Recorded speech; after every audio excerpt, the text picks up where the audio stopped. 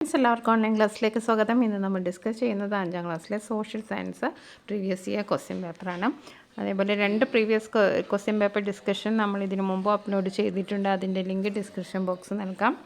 Okay, ഇനി നമുക്ക് ആദ്യത്തെ ചോദ്യം നോക്കാം. Democracy is only A form of government but also a way of life.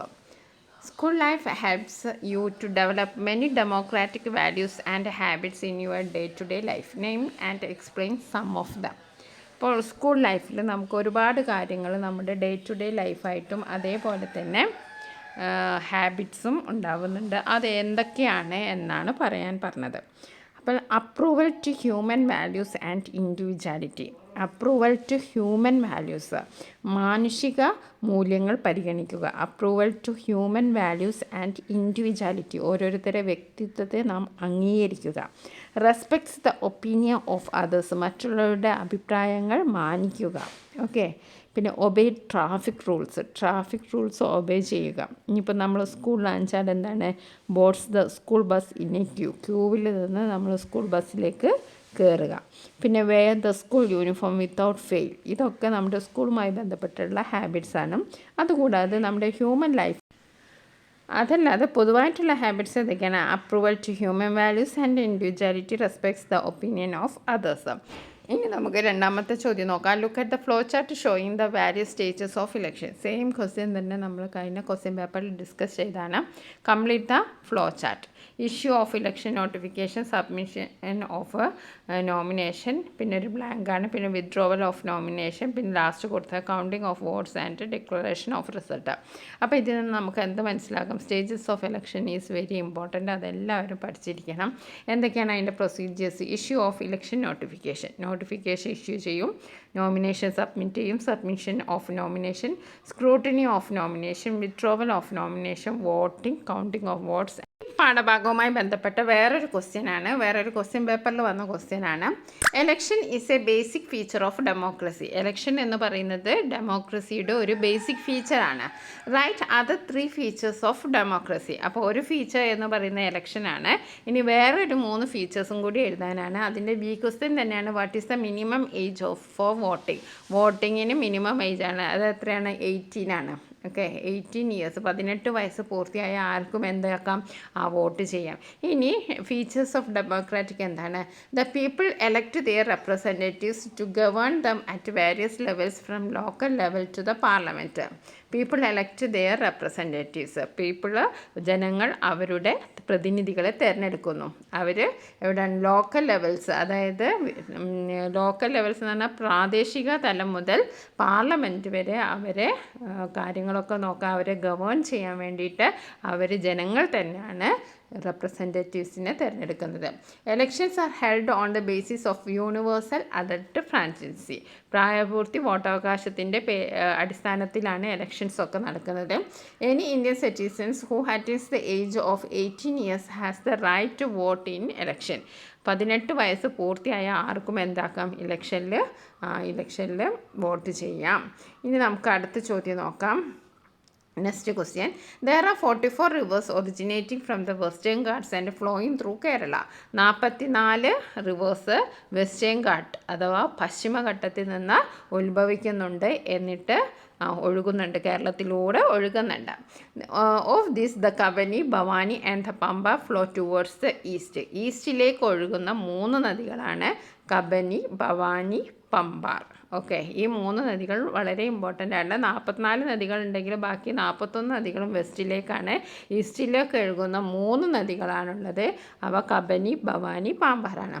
Of these 3 river which one flows through Karnataka. കർണാടകയിലൂടെ ഒഴുകുന്നത് ഏതാണ്? കബനിയാണ് കർണാടകയിലൂടെ ഒഴുകുന്നത്. റൈറ്റ് ദ യൂസ് ഓഫ് റിവേഴ്സിൻ്റെ ഉപയോഗങ്ങൾ എഴുതാം. മൂന്നാമത്തെ ചോദ്യം. Rivers in Kerala faces several threats. Describe any 2 threats faced by rivers. What are your suggestion for solving the issues? അപ്പോൾ ആദ്യത്തെ ചോദ്യം എന്താണ്? യൂസസ് ഓഫ് റിവേഴ്സ് നമുക്ക് നദികൾ എങ്ങനെയൊക്കെ പ്രയോജനപ്രദമാണ്.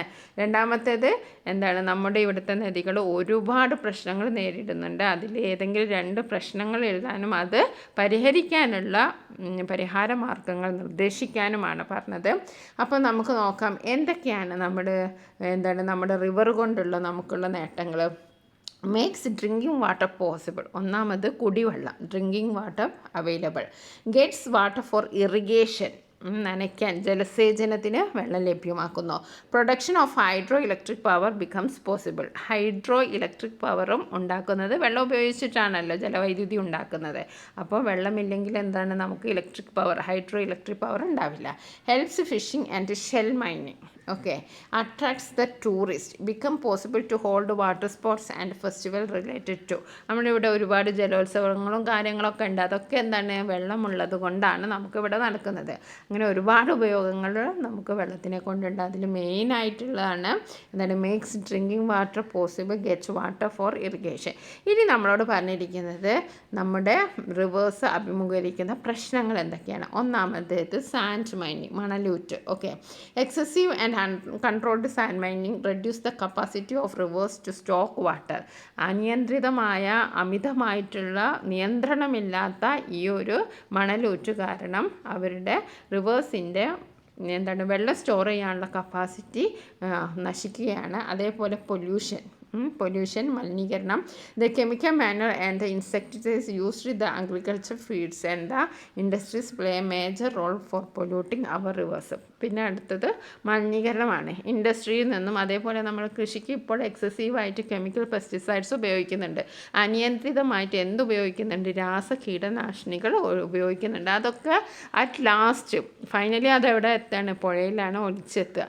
അപ്പോൾ അതും അതേപോലെ തന്നെ നമ്മുടെ ഇൻഡസ്ട്രിയിൽ നിന്ന് ഒരുപാട് പൊല്യൂഷന് നമ്മുടെ റിവർ ബോഡീസിലെത്തുന്നുണ്ട്. അങ്ങനെ ഇത് രണ്ടുമാണ് ഇന്ന് റിവർ ബോഡീസ് അഭിമുഖീകരിക്കുന്ന പ്രധാന പ്രശ്നങ്ങൾ. ഇനി നമുക്ക് അതിൻ്റെ റെമഡിയോ മെഷേഴ്സാണ് നോക്കേണ്ടത്. Sand mining is controlled by law. ഈ മണൽ വെച്ച് നമുക്ക് നിയമം പ്രകാരം നമുക്ക് തടഞ്ഞു നിർത്താം. Do not throw waste into rivers to reduce pollution. പിന്നെ പൊല്യൂഷൻ നിയന്ത്രിക്കാനായിട്ട് നമ്മൾ എന്ത് ചെയ്യണം, ഡു നോട്ട് ത്രോ വേസ്റ്റുകളൊന്നും നദിയിലേക്ക് ഇടാതിരിക്കുക. പിന്നെ do not let it flow waste water from industrial plants to reverse.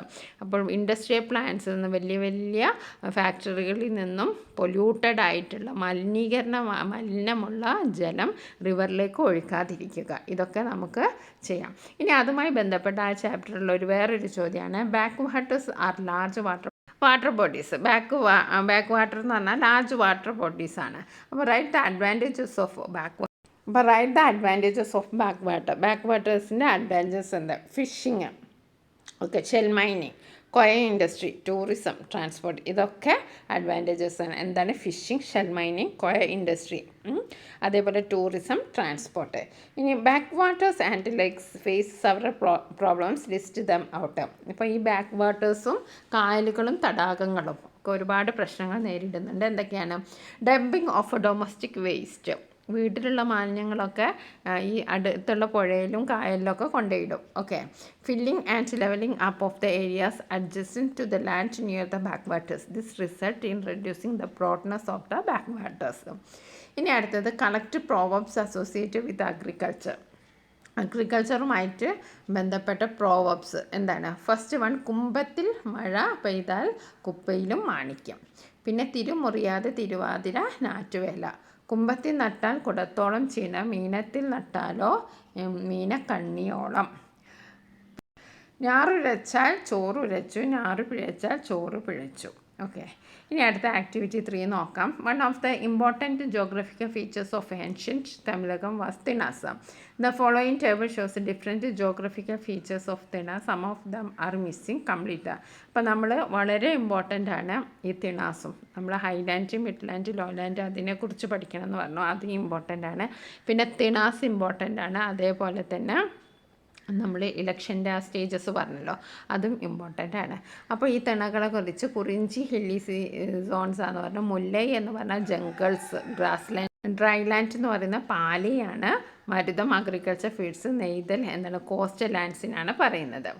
Okay. The ancient Tamilakam was ruled by the dynasties called Cheras, Cholas and Pandyas. They were collectively known as മൂവേന്തേഴ്സ് എന്നാണ് അവർ അറിയപ്പെട്ടിരുന്നത്. എന്തായിരുന്നു? മൂവേന്തേഴ്സ് എന്നാണ് അറിയപ്പെടുന്നത്. ചേരന്മാരും ചോളന്മാരും പാണ്ഡ്യന്മാരും ഇവർ 3 പേരും അറിയപ്പെട്ടിരുന്നത് എന്ത് പേരാണ്? മൂവേന്തേഴ്സ്. ഓക്കെ. ഇനി നമുക്ക് തിണകൾ നിങ്ങൾ കറക്റ്റ് പഠിക്കുക. എന്താണ് കുറിഞ്ചി, ഹില്ലി സോൺസ് ആണ്. Mullai jungles and grass land ആണ്. പാലൈ എന്ന് പറഞ്ഞാൽ ഡ്രൈ ലാൻഡ് ആണ്. Okay. Marutham agriculture fields, Neithal coastal zones. ഇനി നമുക്ക് അടുത്ത ചോദ്യം നോക്കാം. Activity 4. Family is the smallest unit of society. Explain the features of nuclear family, extended family and joint family. Make a note of benefits of preparing family budgets. അപ്പോൾ ഈ ഒരു questions നമ്മൾ discuss ചെയ്താണ്. ഏത് ന്യൂക്ലിയർ ഫാമിലിയും extended ഫാമിലിയും joint ഫാമിലിയും എന്താണെന്ന് നമ്മൾ ഡിസ്കസ് ചെയ്താണ്. എല്ലാവർക്കും അറിയാമല്ലോ. ന്യൂക്ലിയർ ഫാമിലി എന്ന് പറഞ്ഞിട്ടുണ്ടെങ്കിൽ ഒരു ചെറിയ ഫാമിലിയാണ്. അതിലാരൊക്കെ ഉണ്ടാവുക? പേരൻസും കുട്ടികളും മാത്രമാണ് ഉണ്ടാവുക. പിന്നെ ജോയിൻറ്റ് ഫാമിലി എന്ന് പറഞ്ഞിട്ടുണ്ടെങ്കിൽ എന്താണ്? ഒരുപാട് പേരുണ്ടാവും അല്ലേ. ജോയിൻറ്റ് ഫാമിലി എന്ന് പറഞ്ഞിട്ടുണ്ടെങ്കിൽ when 3 or 4 generation live together under one roof, that is called joint family. അപ്പോൾ അതൊക്കെയാണ്. അപ്പോൾ അത് നമ്മൾ കഴിഞ്ഞ വീഡിയോസിൽ നമ്മൾ ഡിസ്കസ് ചെയ്തതാണ്.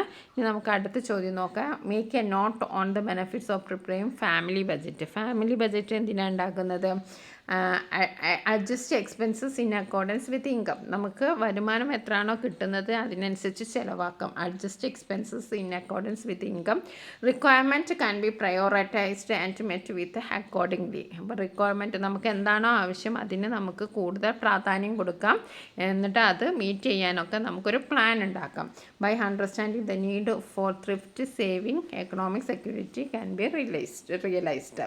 അപ്പോൾ ഇത്രയാണ് advantages of a family budget.